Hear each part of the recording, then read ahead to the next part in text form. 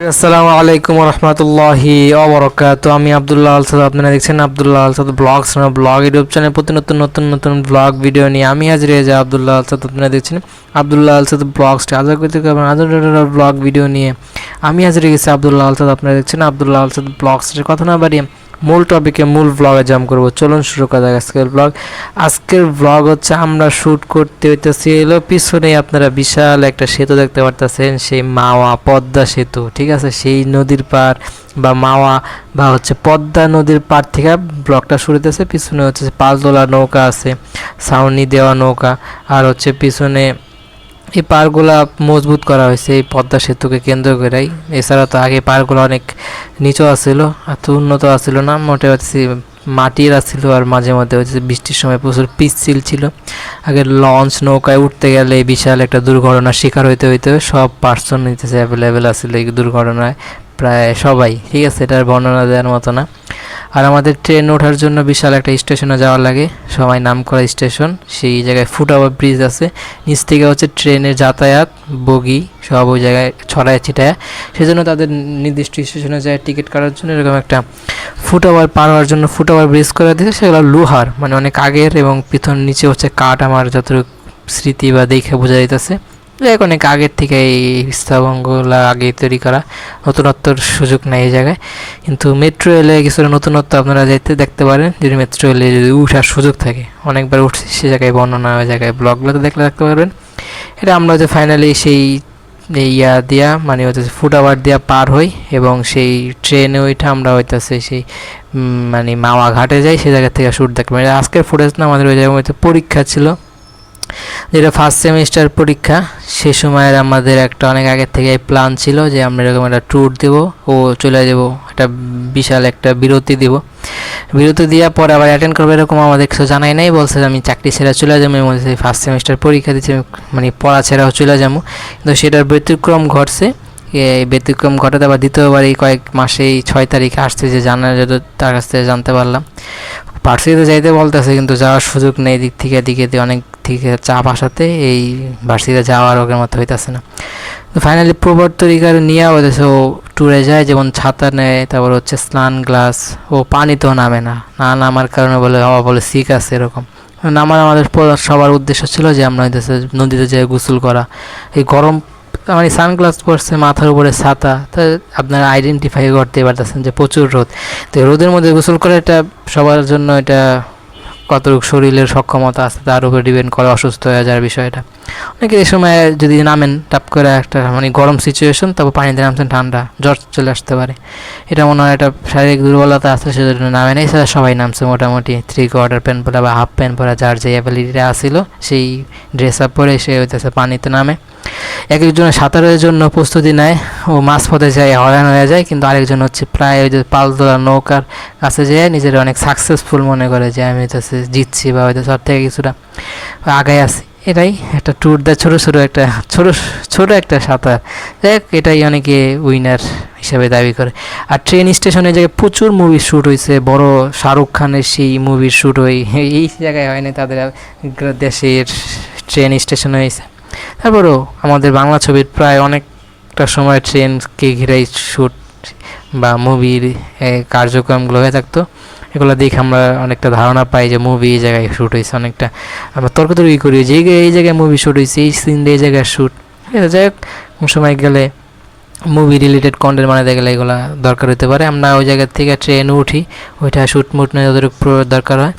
তারপর আমরা হয়তো মাওয়ার যে স্টেশন সে জায়গায় নামি, নাইমা ওই জায়গা থেকে যেই নামার যে ওই জায়গা থেকে নদীর পথে আসার সুযোগটা কম। স্টেশন থেকে মাওয়ার যে স্টেশন দূরে, নদী আসার স্টেশনে আমরা অটোতে করে ফাইনালি সেই মাওয়ার নদীর কাছে চলে আসি। যেটা আগে হচ্ছে ফেরি ঘাট থাকতে পারতো, বা হচ্ছে ট্রলার ঘাট, বা হচ্ছে জাহাজ, যেটাই আপনারা মনে করেন সেই ঘাটে জায়গায় অ্যাভেলেবেল থাকতো। কিন্তু আপাতত পদ্মা সেতু হওয়ার কারণে তারা হয়তো সেই ঘাটগুলো সরাই নিয়ে গেছে, অথবা এগুলো আপাতত বিলম্ব প্রায় না থাকার হচ্ছে অনেকটা না থাকতেই পারে বা গ্রহণে বলার নাই, দরকার পড়ে মনে করে না, সেই জন্য এগুলো নাই। তারা হইতেছে অন্য কাজে নিজেকে কর্মস্থল করে নিছে। আর আমরা সেই সুযোগে পানিতে নেমে যায় এবং হচ্ছে গোসল শুরু করে দেয়, হাফ পরে কাচ্চা যেটা যে অ্যাভেলেবেল করছে। ওনাকে শরমের কারণে হচ্ছে নিজের যে ড্রেস আপ ছিল তাই হালকা পাতলা পানিতে পাও ভিজাই নিজের অনেক সাকসেসফুল মনে করে গোসল ওরকমই শর্ট গোসল দেয়। এভাবে যাই আমাদের ফ্রেন্ড, অনেক আগের ফ্রেন্ড, পুরানো ফ্রেন্ড, স্কুল ফ্রেন্ড, কলেজ পর্যন্ত আমাদের স্টে করে। পর আপাতত হচ্ছেন দূরে নিজের কর্মস্থল বলেন, নিজের ফ্যামিলির তাপে, ফ্যামিলির টানে সে গ্রামে চলে যায়। তার সাকসেসের গল্প আবার ভিন্ন কোনো এক সময় সেই গল্প বলা যেতে পারে। টাইম আস্তে আস্তে সময়ে কী কই, সমুদ্রের স্রোত যেভাবে যায় টাইমও সেভাবে চলে যায়, টাইম আগায় যেতেছে।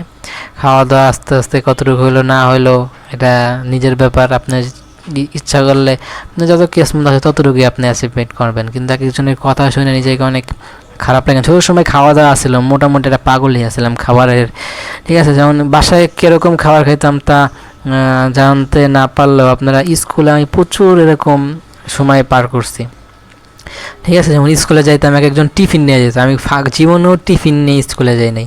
এটা আমার কোনো একটা বাজে অভ্যাস ছিল না, কি অভ্যাস। এই কারণে অনেকে টিফিন নিয়ে যেত। ওই সময় ছোটো সময় একটা খাওয়ার একটা শরীরে একটা দুর্বল থাকতো, বা খাওয়ার একটা চাহিদা আছিল। তাদের কাছ থেকে চায়া বলেন, কায়রা বলেন, মানে লজ্জা শরম ছায়াই মোটামুটি খাইতাম। একটা ঘটনা হয়েছিল, তারা হইতেছে স্কুলের বাইরে হইতেছে বেলপুরি ব্যস্ত, তখন হাত ওদিক দিয়া ঢুকার সুযোগ আসছিল না। স্কুলে ঢুকা টিফিন টাইমে হইতেছে সবাই দিয়া বেচার সুযোগ আসছিল না। তখন কী করতো, যে গেট আসছিল, গেটের ওদিক দিয়ে হাত দিয়া বেচা যেত, মানে যতটুকু বেলপুরি সাইজ তত করে ঢুকা যেত, আমার হাটও ঢুকতো। হাট ঢুকায় তারা যতটুকু সংগ্রহ করতো ব্যস্ত। অনেক স্টুডেন্ট আসলে নিয়ে দৌড় দিত, টাকা দিত না, এরকম সে একদিন করছে, আমার নিয়মিত না। একদিন এরকম অনেকে চেষ্টা করতেছে নেওয়ার, অনেকে নিয়ে এরকম অনেকে বলার সুযোগ নিয়ে এরকম। তারপর আমি কী করছি, ওই বেলপুরি নিয়ে দৌড় দিয়ে আমাদের ক্লাসরুমে এসে করছে। অনেকে দেখতে চিল্লাচিল্লি করছে, এই দিয়ে নিচুসকে। পরে ওকে কিছু ভাগ দেওয়া লাগে, পরে চুপ হয় আর নিস না, পরে চিল্লাইছে, ঝামেলা হয়েছে। এই নিয়ে আর পরে সমস্যা হয় নাই। পরে মোটামুটি এরকম একটা সময় ছিল। মাদ্রাসায় পড়ার সময় আমার আপুরা অনেকটা নিজেদের আমার প্রতি অনেকের খারাপ একটা সন্দেহ ছিল, অনেক বাজে একটা। বাসায় হইতেছে তারা নিয়মিত খাবার কম পাইতো, বা হচ্ছে ভালো খাবার পাইতো না, খাবার খাইতো না। আম্মুর অনেকটা অ্যাভেলেবিলিটি আসছিল না। এই জায়গায় কয়েকটা ফ্যামিলি থাকা হইতো, তারপর হচ্ছে আত্মীয় স্বজন আরও কিছু আসতো, সবাই মিলে চাপেই ছিল, বা কেউ ওই জায়গায় নিজের স্বার্থ মতো এই জায়গায় ইনভেস্ট করতো না, ঠিক আছে। এই যে মোটামুটি তার লাভবান হইলেই তারা হইতেছে এক জায়গায় মন নিত, এরকম স্বার্থপরতার সুযোগ আসছিল ওই জায়গায়। তো ওরকমই তখন ওই জায়গায় কথাগুলো অনেক শুনে অনেক খারাপ লাগতো। তো আমার ইচ্ছা আসছিল যে মাদ্রাসায় যাবো না। মাদ্রাসায় তো ওই সময় একটা বাজে একটা আমাদের বদনাম আসছিল যে হুজুরা মারে, এই ট্রেন্ডটা এখনও সবার মাঝে বিদ্যমান, অনেকে এটা জানে। মানে এটা কি একদিনে হয় নাই, এটা বছরের পর বছরে মায়ের খাইতে খাইতে বা এরকম একটা দুর্নাম বা না সুনাম যেটাই আপনারা মনে করেন, এটা হইতে হইতে এখন সবার মুখে মুখে ছড়াই গেছে। প্রচুর মায়ের খাওয়া লাগতো, মাদ্রাসায় একটা আটকা থাকা লাগতো, ঠিক আছে। খারাপ সময় গেছে, প্রচুর মায়ের খাওয়া লাগছে, এর লেগে মাদ্রাসায় যেতে মন চাইতো না, আশায় আসতে মন চাইতো, কিন্তু তাদের এই কথাগুলো শুনে আরও খারাপ লাগতো। তারা বলতেছে আর মাদ্রাসায় কি তখন একটা ভালো সবার মাঝে একটা পরিচিত আসছিল, কারণ তারা সোয়াব আসায় সবাই সোয়াবের এখনও দাওয়াতের একটা ট্রেন্ড আছে, আগেও ছিল, আগে মনে হয় একটু বেশি ছিল আমার আমার স্মরণে যতটুকু থাকে, এখনও মনে হয় সেরকমই, বেশি কম না। প্রতি সপ্তাহে অ্যাভেলেবেল শনিবারও মোটামুটি দাওয়াত থাকতো, খাবার দাবার ছিল, খতমের একটা দাওয়াত থাকতো, মোটামুটি বাসায় যায় মানুষের খাবার এই যে আমাদের দাওয়াতের মাধ্যমে অ্যাচিভ করা যেতে পারে। দাওয়াত আসলো মানুষের মোটামুটি খাওয়া, ইনশাল্লাহ আলহামদুলিল্লাহ খাওয়া হয়েছে কিছু দিন পর্যন্ত। এমনি না খাওয়াই অনেক সময় গেছে, সেটা কেউ সেই ঘটনা কেউ শুনতে চায় না, বা সেটা কেউ বিশ্বাস করতে চায় না। যেমন অনেক সময় আমাদের খাবার এক এক টাইম এক একটা, আম্মু হচ্ছে এদিকে অনেকজনের সময় দিত, অনেক কাজে হেল্প করছে, কিন্তু ওটা বাস্তবতায় রূপ নেয়, বা হচ্ছে কেউ এটা নিয়ে হচ্ছে আসলে চর্চা করে না, বা এরকম সুক্রিয়া করে না। যাক, যা ব্যক্তিগত ব্যাপার, তাদের নেওয়ার সময় দিত। পরে আমাদের মাদ্রাসার টাইমে একটা নির্দিষ্ট টাইমের খাবারের টাইম আসছিল, পরে আম্মু ওই টাইমে যাইতো না, বসে থাকতাম, সবাই খাইতো, বসে থাকতাম, লেট করে নিয়ে যেত, এরকম নানা ধরনের সময় গেছে, মানে সব ধরনের সময় পার করতে হয়েছে। বেশি দেরি করে নিয়ে যেত, মাঝে মধ্যে না খাওয়া লাগতো। ওই সময় তো কম বুদ্ধি সম্পন্ন আসছিলাম, তখন ওই যে রাতের একটা খাবার দিত, মনে করেন বাসায় কোনো আয়োজন করছে তারা, বাসায় ডাক দিয়ে নিয়ে গেলে যাওয়ার জন্য আমি হইতেছে না যাওয়ার জন্য একটা প্ল্যান করতাম, যাবো না, কান্নাকাটি করতাম। ওই একটা ভয় আম্মু আমার বাসায় ডাক দেয় নাই বা নিয়ে যাওয়ার জন্য কোনো চেষ্টাও করেন নাই।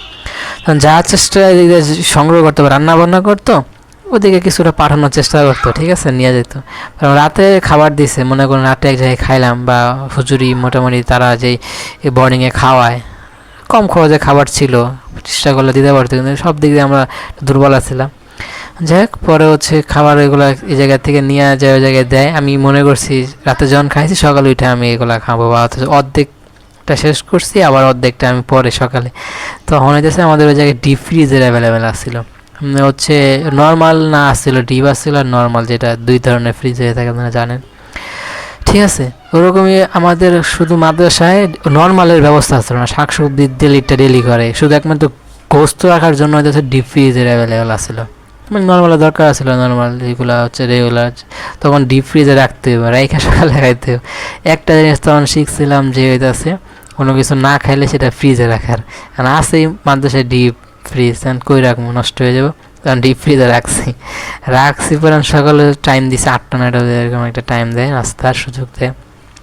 তখন বাই করে দেখি কি এটা বরফ হয়ে গেছে, জানতাম বরফ, ওই ধরনের মাইন্ডসেট তখন ছিল না, মনে করেন রাখছি সকালে এটা খাইতে হবে, এরকম একটা চিন্তা ছিল, বরফ যে হয় ওইটা বুঝি নাই। পরে আমি কী করুম, আমি কইছি ওই সময় খাইয়া ফেলবা, দেরি করবা না, এই ধরনের ভুল হয়ে গেছে। পুরোপুরি আবার কিচেন আসছিল সবার জন্য, মানে হইতেছে এটা সবাই খায় ব্যাচেলার বা হইতেছে মাদ্রাসার বোর্ডিংয়ে সবাই, চুলা আসছিল জানেন, বুঝে থাকবেন, চুলা তো থাকবে না, রান্না করবো কই, ছাদে এরকম একটা ব্যবস্থা করছিল, রান্না করে সবার জন্য বোর্ডিংয়ে সবাই খাওয়ায়।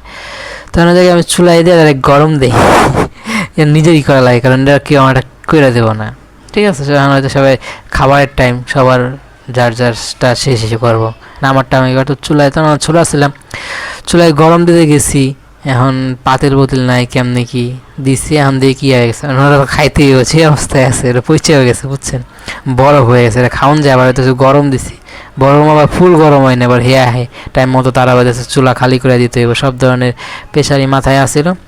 মোটামুটি করে দিয়া যেমনি আসলাম নি খাইয়া আমরা বুঝাইছি যে খাইছি, ও পুরো ঘটনা শেয়ার করিনি, কোনো সময় আসলে সব কিছু গোপন রাখতাম, ওরকমভাবে কিছু বলা হয় নাই, সুযোগ আছে অনেক কারণে। এই জিনিসগুলো পোলাপানের সাথে কখনো করবেন না, ঠিক আছে। অনেকে মায়ের দৌড় করে, ফ্যামিলি, মায়ের বা মায়ের এর কারণে সব কিছু শেয়ার করার সাহস পাইতাম না, তখন এই ফাঁকিবাজি করার সুযোগ থাকতো। এটা যদি আপনি একবার শুরু করেন, তার কাছ থেকে আপনি অনেক কিছু হইতেছে চাওয়া পাওয়া করবেন, অনেক কিছুর আশা ভরসা বাদ দিয়ে যেতে হইব, এটা করবেন না। যেমন ছোটো সময় মাদ্রাসা না গেলে প্রচুর মায়ের ভয় পাওয়া লাগতো, ঠিক আছে, কিন্তু তারপরও স্নেহ মমতা এগুলো কম ছিল না। কিন্তু সে যখন যতটুকু বুঝছে, তখন এই ততটুকু সে যতটুকু যে বুঝে ততটুকু কিন্তু সে দেখায়, আমি এতটুকু জিনিস বুঝছি, আমার এই বুঝের এতটুকু কাজ হবো, সে আমি এই কাজটা করবো, এতটুকু, বেশি তো তার সম্ভব না। যা করছে আলহামদুলিল্লাহ শুকরিয়া আদায় করতে হবে, যতটুকু তার বুদ্ধি বোধগম্য ছিল। এই হলো আলোচনা, আর এই হচ্ছে ব্লগে একই ফুটেজ, নতুনত্বর কিছু নাই। সেই যদি বাস্তবতার রিয়েল লাইফের ব্লগ দেখতে চান তাহলে কমেন্ট করতে হবে। আর হচ্ছে তখন হচ্ছে ডেলি লাইফ ব্লগ করলে কিছু কিছু ধারণা পাইতে পারেন, আজকে যাইতে হইতে পারে, যা না গেলে চিল্লাইব একদম লাস্ট মান্থ। আবার নতুন নতুন নিয়ম করে, কারণ হচ্ছে এই কোনো একটা প্রতিষ্ঠান চালাইতে গেলে ধারাবাহিকভাবে আপডেট নিয়ে আসা লাগে। যেমন ইউটিউবের কথা বলা যেতে পারে, ইউটিউব এরকম নানা ধরনের প্ল্যাটফর্মে আপডেট নিয়ে আসতেন, বর্তমানে অনেক ধরনের আপডেট আসছে। আপনারা যদি আগের ইউটিউবের সাথে নতুন ইউটিউবে মানে আলাদা করতে চান, পার্থক্য করতে চান, অনেক ধরনের পার্থক্য দেখতে পারবেন। আগে অটোমেটিক ক্যাপশনের অপশন ছিল না, এখন অটোমেটিক ক্যাপশন আসে পড়ে, আপনার সিসি দিয়ে দেন অটোমেটিক, যদি ভালোভাবে আপনার অডিও ট্র্যাক থাকে তো অটোমেটিকভাবে আপনার ক্যাপশন চলে আসবে। অটোমেটিক অটো ডাবিং একটা সিস্টেম চলে আসছে, সেটা এই দেশের না হলেও বাইরের দেশের কন্টেন্টগুলোতে অটো ডাবিং যারা অন করে তাদেরকে অটো ডাবিং শুনতে পারবেন। যদি অফ করে রাখে তাহলে অটো ডাবিং শুনতে পারবেন না, যেটা সে লোকাল যে ভয়েসগুলো দিচ্ছে সেগুলাই, তার যে সেটিংস থেকে অন করা লাগে। আশেপাশে বাচ্চারা চিলাইতেছে, এটাই ন্যাচারাল, শুনতে পারতে পারেন। এই হচ্ছে আমার আর লিমিটেশন না, আমার বেশি এ জায়গায় সুযোগ নাই ভালোভাবে কন্টেন্ট বানানোর। আর এটাই ছিল এই কলেজ লাইফ, চাইল্ডহুড বা এখন ফিউচার লাইফ করার সুযোগ। বা হচ্ছে প্রেজেন্ট লাইফ। বর্তমানে এরকম কিছু ব্যতিক্রম না, অনেকের উন্নত হতে পারে। যেমন আমার অনেক ফ্রেন্ড সার্কেলও অনেক দিকে আগায় গেছে, কিন্তু নর্মাল যে ফ্রেন্ড সার্কেল ছিল যারা নিচে এলাকায় অ্যাভেলেবেল আছে ওই জায়গায় যে উন্নত মনে হতে পারে, কিন্তু সে একই ধরনের সেন্সে সেও আগাইতেছে। এরকম আমার অনেকে মনে হতে পারে অনেক আগাই গেছে, ওরকম না, সে সেম সেন্সে সেও কিছুটা উন্নতির মনে আগাইতে পারে, এরকম আপনার চিন্তাধারায় আসতে পারে, কিন্তু ওরকম পরিবর্তন আসার সুযোগ কিছুটা কম হয়েছে। আর নদীর ব্লগ দেখতে পেলেন, এরকম আম্মু গ্রামে নিয়ে যাওয়ার সময় এরকম জায়গাতে গোসল করে নিয়ে যেত, পাক পবিত্র অনেকটা চিন্তাধারা ছিল, তাদের সেন্সে অনেকটা চেষ্টা ছিল, কিন্তু ওরকম সাকসেস হয় না। আসলে সব চেষ্টাই যে আপনার সাকসেসফুল হইব ওরকম আসলে সম্ভব না, ওর খালি বাস্তবে এরকম দেখা যায়, কিন্তু বাস্তবে আর হচ্ছে প্রমাণিত দুইটা ভিন্ন জিনিস। আর এই ট্রেন স্টেশনে কোনো সময় গেছিলাম একটা টাইমে, কিন্তু ট্রেনে ওঠা হয় না, যে রিয়েল লাইফে যে ঝকঝক করে ট্রেন চলে বা হচ্ছে যে শব্দ করে যে ট্রেনের নিজস্ব সাউন্ড থাকে বা একটা ফিল থাকে, সেই ওটা হয় না। এমনি মেট্রো রেলে উঠাইছে 2বার কাছাকাছি, কিন্তু ট্রেনে ওঠার সুযোগ হয়নি। এই ট্রেনে যে সামনে যেই ইয়াটা থাকে স্প্যামটা, সেটা দিয়ে হচ্ছে ট্রেন অতিবাহিত, ট্রেন নিয়ে পরবর্তী ডেডিকেটেড ও কন্টেন্ট ভালো বানাতে পারে। এটা নিয়ে প্রচুর চর্চা ছিল একটা টাইম পর্যন্ত, কারণ হচ্ছে ট্রেনে যাইবো সেটা নিয়ে প্রচুর একটা অনেক আগে থেকেই মোটামুটি পড়াশোনা করছে, যে ট্রেনে যাইবো, ট্রেনে কী হয় না হয় এভরিথিং ধারণা রাখছে। ফাইনালি ট্রেন ট্যুর দেওয়া হয়, এবং ওই যাচ্ছে ওর যে ফ্রেন্ড সার্কেল ছিল যাদের নিয়ে অনেকজন নিয়ে এর প্ল্যানটা করার ইচ্ছা ছিল, তো কিছু জন এই জায়গায় অ্যাটেন্ড করে, বাকি সবাই হইতেছে যার থেকে বিরোধিতা দেখে, এই জায়গায় অ্যাটেনশন না দেখে অন্য কাজে নিজের ফাইনাল অন্য কাজে সে মনোনিবেশ করে। কিন্তু এই কাজটাতে আর কেউ আগায় নাই, এবং সেজন্য এই জায়গায় কম পার্সন দেখতে পারতেছে না। এক একজনের পরবর্তীতে সময় এক এক ধরনের টিম মেম্বার যুক্ত হয়, সেজন্য তাদেরকে নিয়ে আর সুযোগ হয় নাই, তারা কাজে মনোনিবেশ করে, এবং পরে ওরা কয়েকজন মিলে জায়গা, কারণ টাইম কয়েকজনের সাথে অ্যাটাচ হয় নাই, যেই টাইমটা দিচ্ছিল আবার পিছায়, এরকম আমাদের নবীনবরণ যে ভার্সিটির নবীনবরণ, সেই নবীনবরণ একই সিস্টেম, কারণ এই জায়গায় কারো ওরকম যাচ্ছে একমুখী নির্দেশনা নাই, সবাই সবার দিক থেকে নির্দেশনা দেয়, সেটা সাকসেস হওয়ার সম্ভাবনা কম থাকে। আর এই যে জায়গা থেকে গেছিলাম, ওই যে ভার্সিটি বা হচ্ছে ঢাকা বিশ্ববিদ্যালয় যেটাই বলেন, সেটা একটা ট্রেনিংয়ে যাওয়ার সুযোগ আসছিল। এই জায়গা থেকে ট্রেন ওইটা মেট্রো রেল ওইটার মজা করবে, সেটার কাছে যে মেট্রো রেল স্ট্যান্ডটা, সেটা এই ট্রেনের কাছে মিরপুরের অবস্থিত, এটাও সে একই জায়গায়। জায়গা থেকে গেছিলাম, সেই ব্লগগুলো মানে অ্যাভেলেবেল নাই, হাতের কাছে নাই, সেই জন্য আপনারা দেখতে পারলেন না। ভাই মোটামুটি ফোন দেওয়ার সুযোগ নেয় খোঁজখবর নেওয়ার, কিন্তু ওই ফুটেজগুলো আর তার কাছে আসে নাকি সংগ্রহ করে কন্টেন্ট বানানো, এটা আসলে ডিফিকাল্ট। এখন জিজ্ঞাসা করে যদি পাওয়ার সুযোগ থাকে তাহলে হইতেছে বানানো, নাহলে হইতেছে এটা আপাতত ক্লোজের পর্যায়ে পরে মোটামুটি অনেক চেষ্টা করে যাকে যে নিয়ে যাওয়া, এটা কী নাম বলে, টেকনিক্যাল এরকম একটা নাম বুঝি না, এই জায়গায় বলে এই জায়গায় যাবো চলো, ফোন দিয়েছিল, যদি সুযোগ থাকতো ওদিকে থাকতাম তাহলে তো যাইতাম, নইলে আর সুযোগ নেই। আর সুযোগ সম্ভব হবে নাকি তাও আপাতত হচ্ছে অকল্পনীয়। এখন এটা লং করলাম, সামনেগুলো আরও লং হবো, এ হচ্ছে গল্প, এ হচ্ছে গল্প বলতে ভালো লাগা ভালোবাসা এগুলো থাকতে হয়, তাহলে হচ্ছে এই জায়গায় আঁকাইতে পারবেন। গল্প বলা ভালোবাসতে হবে, মানুষের সাকসেস দেখা, এটাই যেগুলো মানুষ গ্রহণেবল সাকসেসফুল হওয়ার ক্ষেত্রে। এগুলো ব্লগে একটু লং করলাম, এটা সামনেরটা আরেকটা লং হইব, তারপর এটা তো অনেক বিশাল লং, তারপর আপাতত হচ্ছে কাজ কিছুটা সমাপ্ত হইব, নইলে হচ্ছে এভাবে ধারাবাহিকভাবে আগাইব। হালকা হাতলা কিছু ফুটেজ অ্যাভেলেবেল আছে, এছাড়া হচ্ছে ফুটেজের লিমিটেশন কম, আমার হচ্ছে এমনি শিডিউল টাইম অনেকটা লিমিটেশন, অনেক হাতের নাগালে চলে আসছে কাছাকাছি, এগুলো শিডিউল দিয়ে প্র্যাকটিস করতে হইব, আর হচ্ছে অনেক তাড়াহুড়ার মধ্যে সেগুলো দিতে হইব, নাহলে অনেকটা কনফ্লিক্টের মধ্যে পড়ে যেতে, মানে দ্বিধাদ্বন্দ্বে পড়ে যেতে হবে। সেটার আগে এগুলো সমাধান করতে হবে, প্রত্যেকটা টাইটেল লেখা, ডিসক্রিপশন লেখা, ট্যাগ লেখা, থাম্বনেল বানানোর সুযোগ থেকে থাম্বনেল বানানো, নাহলে হচ্ছে মানে পরীক্ষামূলক সব আলোচনায় যেতে গেবে, কারণ এটা সম্ভাবনা তাড়াতাড়ি করার সুযোগ, নাহলে হচ্ছে পরে চাপ পড়ে যাব।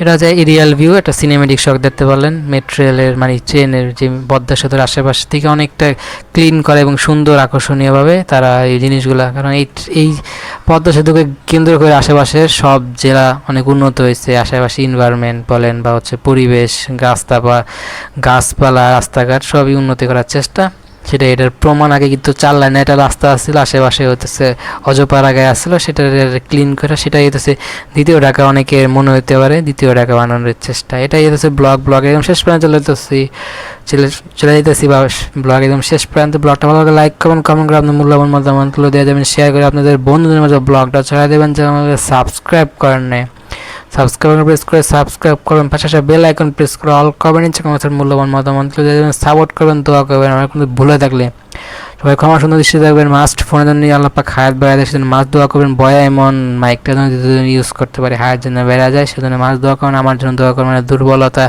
কন্টেন্ট ক্রিয়েশনে এটা জার্নি ছিল, এই হলো আলোচনা। মাস্ট আম্মুর জন্য দোয়া করবেন। আর হচ্ছে এই ফ্রেন্ডের সাথে অনেক কন্টেন্ট, অনেক আলোচনা, অনেক ব্লগ আগে কিছু দেখতে বললেন, সে আপাতত হচ্ছে গ্রামমুখী। ওর সাথে লাস্ট কবে দেখা হয়েছে তাও এখনও স্মৃতিতে নাই, তাহলে বুঝতে পারছেন অনেক দিনের গ্যাপ। আবার দ্বিতীয়বারের মধ্যে যদি আসার সুযোগ হয় তাহলে মোস্ট একটা কন্টেন্ট বানানোর আগ্রহ আছে, ইচ্ছা আছে, ইনশাল্লাহ দেখতে পারবেন সুযোগ থাকবে। হচ্ছে ফুট ওভার ব্রিজ আর হচ্ছে ফ্লাইওভার, দুটো নিয়ে আমি অনেক দ্বিধাদ্বন্দ্বে থাকতাম, এখন কিছুটা সংশোধন আসছে, সহজে আমি দেখা আন্দাজ করতে পারি। এটা হচ্ছে ফুট ওভার ব্রিজ, কিন্তু এটা ওই ধরনের ফুট ওভার ব্রিজ না, ট্রেন লাইনে ট্রেন স্টেশনে যাওয়ার ফুট ওভার ব্রিজ। আর ফাইনালি আমরা হচ্ছে সেই পদ্মা সেতুতে পৌঁছাই বা পদ্মা নদীর পাড়ে যাই। এই হচ্ছে আজকের ব্লগের বিষয়বস্তু। Like, share, subscribe. সে ভালো থাকুন, সুস্থ থাকুন, আমার চ্যানেলের সাথে লেগে থাকুন, জুড়ে থাকুন। আসসালামু আলাইকুম।